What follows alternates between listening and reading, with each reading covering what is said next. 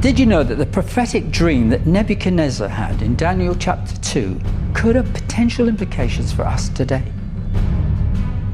The dream featured a huge statue of a man whose splendor was excellent and its form was awesome. And the head of the statue was of gold, its chest and arms of silver, its belly and thighs of bronze, its legs of iron, and its feet partly of iron and partly of clay.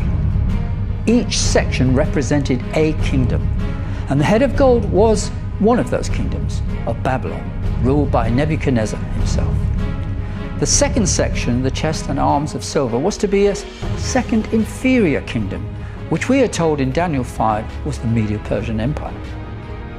The third kingdom, the belly and thighs of bronze, was Greece, ruled by Alexander the Great.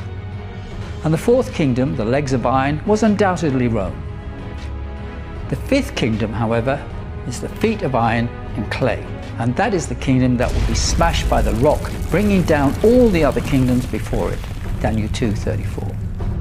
Now, while opinions differ on who this last empire is, most Christians believe that this is to be the Antichrist kingdom, the final kingdom, which is spoken of in Revelation chapter 17, verses 12 and 13.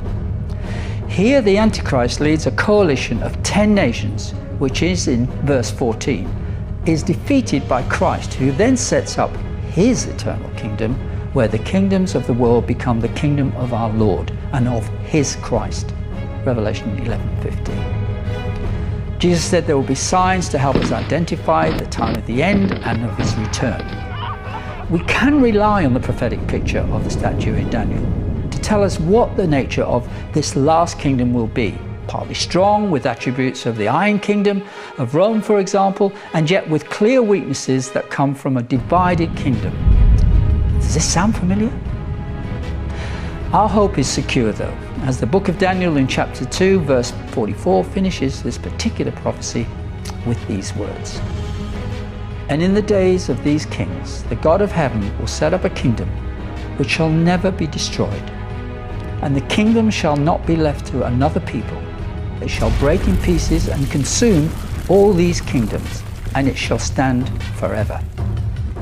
Inasmuch as you saw that the stone was cut out of a mountain without hands, and that it broke in pieces the iron, the bronze, the clay, the silver, and the gold, the great God has made known to the king what will come to pass after this.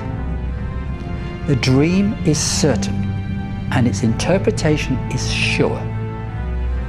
The implications to us in this generation is that we are in that last ruling power, and we need to be aware that Christ's kingdom is soon to come.